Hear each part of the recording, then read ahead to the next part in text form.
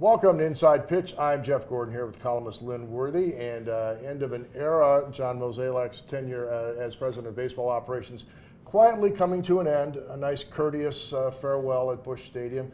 Team keeps playing well, kept its mathematical life going to the end of the season.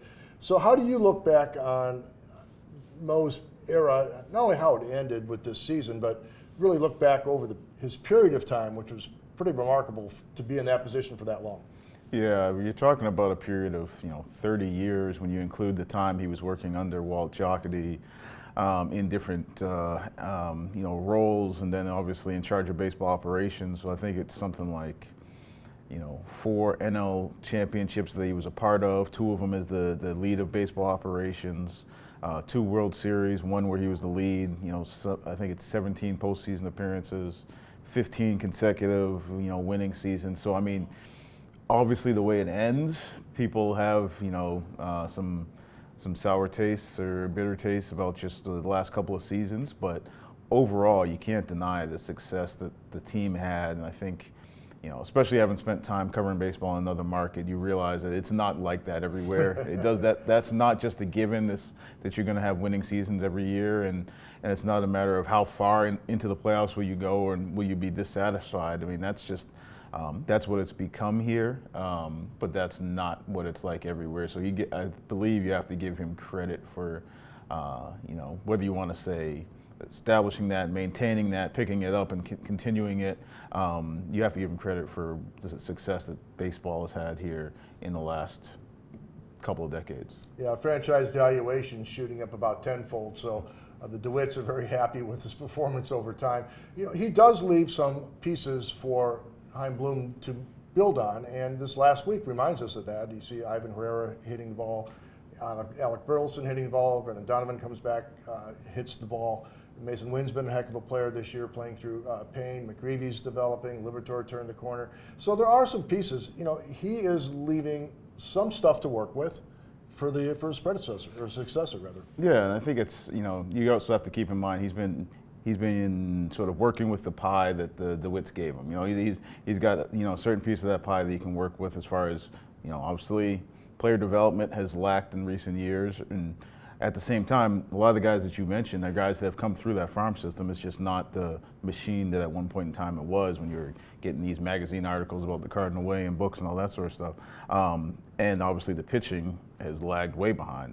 But, he's worked with what they've given him, and it's not as though it's barren. It's just not up to the level of a lot of the top teams in the league. That said, there are building blocks and there's decisions that are going to have to be made by Chaim Bloom and his group as he gets ready to take over the entire baseball operation. All right, so your expectations for Chaim, a lot of talk about this is going to be a long, painful rebuild. I really don't think that's necessary. There's a lot of work to do, though. Your thoughts on his ability to get things moving in the right direction with really in any sort of timetable to do that? Well, that idea of whether or not it's going to be a long, painful rebuild, I think dives right into, my first thought is publicly, I think he needs to be clear about, Chaim needs to be clear about what is ahead, what his vision is, what his plan is, some idea of a time frame. I think that is important as far as just the fan base and for people to understand what's going on, what's going to be taking place here going forward.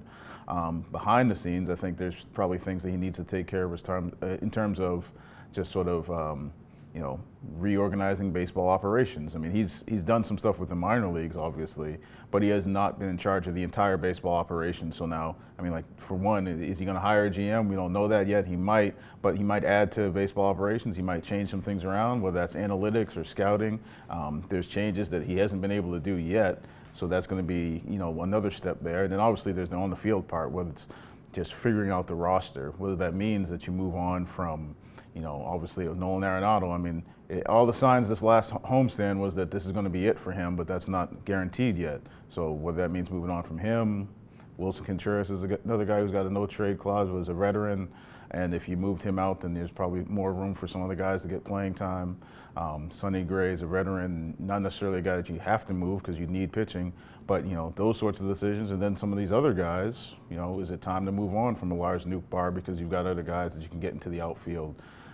Is Brendan Donovan the guy that you want to build around, or is he a guy that you can get stuff for and you need pitching?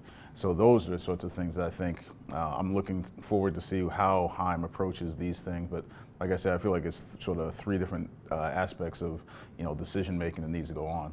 Well, that's Lynn Worthy. I'm Jeff Gordon. It's the last time you'll see me on Inside Pitch, but stay tuned for more coverage at stltoday.com.